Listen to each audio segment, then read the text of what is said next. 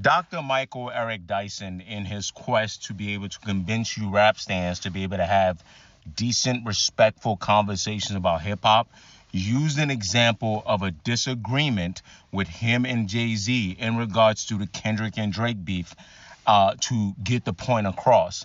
But instead of most of you grasping that point, you've now turned this clip, which I'm going to play for you so we can watch it together, into the smoking gun that you need about some Jay-Z, Rock Nation, UMG conspiracy to take down Drake.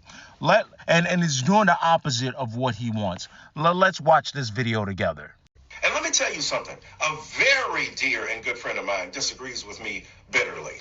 Well, I won't say bitterly, just aggressively and vigorously. His name is Sean Carter, better known as Jay-Z. Now, I don't usually talk about the conversations that Jay-Z and I have because that's between us. That's why we remain friends, because I ain't out here blabbing about what we talk about. But he hit me up and he vigorously disagreed with my particular position. He said it with dignity. He said it with respect. He articulated his ideal intelligently. I responded to him.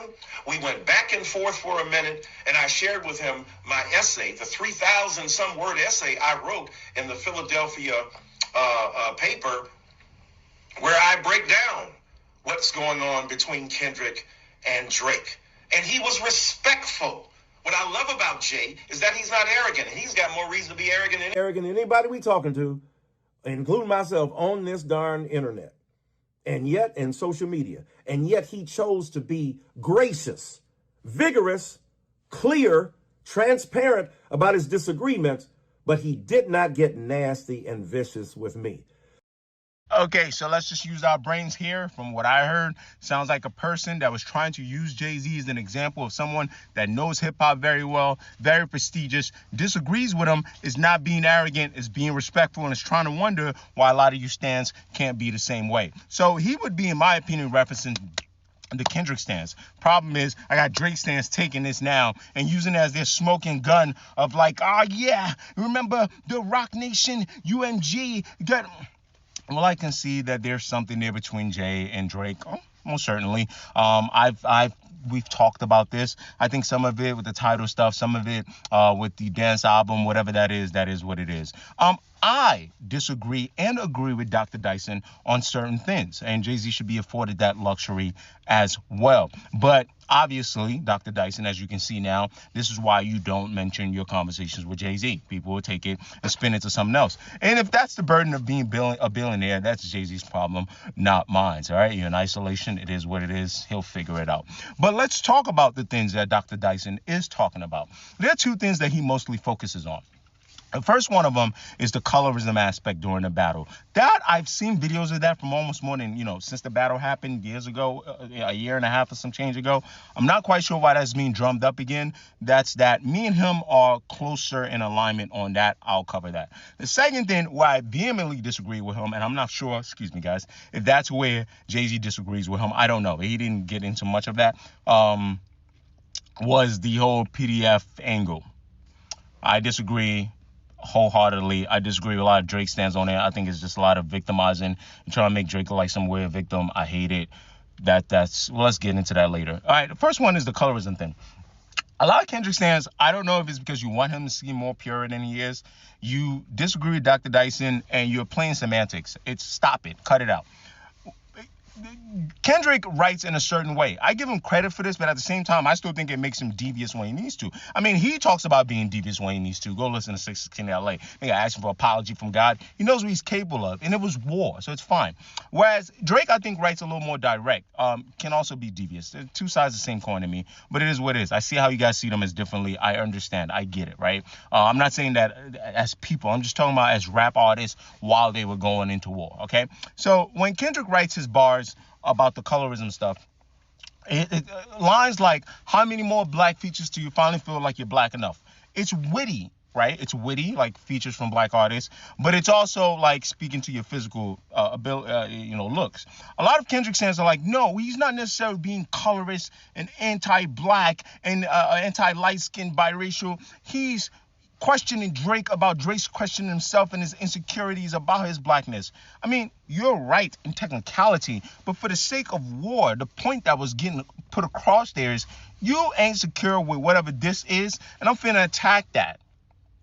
And however it lands to people, right? It lands to people. Is it explicitly saying you're a biracial, ugly man? No, I get that. But the point of the bars are to sow doubt in the audience about you and how you feel about this and your relationship to black culture in America, black American culture.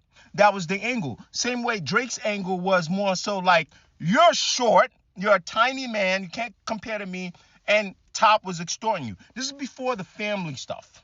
This is before the PDF stuff. And I remember before, this is right after Euphoria, I also argued with people as Dr. Dyson was, and I was like, yeah, he's attacking bro's blackness, but that's cool. My point was, that's cool.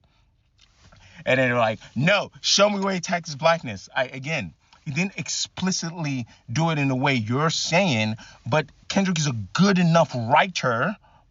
He's a good enough writer to get the point across in a way that explicitly targets Drake and his relationship with that. Like when he says things like, I hate the way you say the word Nick, right? Again, he's not, if the argument you guys have against Dr. Dyson is he's not creating this, global or, nationwide problem that causes separation between biracial and black people. If you want to argue that, good. But that's because he's a decent writer. But that doesn't mean he's not using that angle against Drake.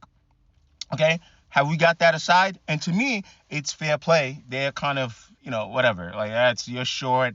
You're getting extorted by Top. I attack your looks, I attack your business. This one, I attack your relationship. I attack your looks, and I attack your relationship with the music business and who, you're copying and stealing styles from. Okay, that was good. Where I disagree with Dr. Dyson wholeheartedly, and I think this is because y'all making Drake some kind of victim. And that's why his stands love this, because it kind of like takes the stain away from the ass whooping from everything after Family Matters. It's the PDF stuff. While I do understand Dr. Dyson's overall arching point about, we can't play around with PDF stuff. We can't play around with abuse. I understand a rap battle is a rap battle and you trying to exploit your opponent's, if it will, vulnerabilities. But in an age of social media, it hits different when you call somebody a pedophile or when you make arguments about domestic violence. I understand that. It hits different when it resonates in a cultural vacuum or in a cultural arena where the Me Too movement, the progressive ideas of misogyny and sexism and patriarchy have prevailed, where we are far more sensitive and culturally appropriately so aware of the various forms of hurt and pain that women have to endure, and that gender plays a role that we have historically ignored. All that is true. I understand that. I think I've supported that angle multiple times. The problem I have is it keeps and it absolves Drake of any responsibility on how we got here. You can't say, oh, you don't want to talk about abuse with women, and argue with, I'm guessing that's what he's arguing with Jay-Z about, and then explicitly ignore Drake's angle of talking about and trivializing Kendrick's wife being abused. Fiance, wife, mother of his children. That doesn't make sense. You can't ignore the hard part 5. Is that 5 or 6? His hard part 6, where he goes, oh, now I get it's some retaliation, but it's, oh, you're projecting on me because you also got assaulted. You can't make it seem like Drake is just this pure guy that didn't. And also, you can't ignore that the reason why he got to that stage, from colorism to you're short to this, is because Buddy ignored 616 LA, dropped Family Matters. Okay? So, I mean, we're 2 years into this thing. I was hoping, we can, Drake can do his Iceman thing or whatever, but yeah, right. But I just think that Dr. Dyson is making a mistake that I think I kind of made a little bit, which is like sometimes I'll talk to y'all stands and I'm like, oh, if I just explain it well enough, you'll get it. No, this video can get thousands of views. I'm probably only talking to 100 people, and that's all I care about. The rest of you, I'm sorry. I'm not going to lie to you. You're too far gone. Hopefully I reach you one day, but I really don't get like super passionate about it anymore in terms of like the anger that you guys are willingly ignoring something, because I know you're doing it on purpose. It's all propaganda wars for you. Okay, good talk. This video's went on long.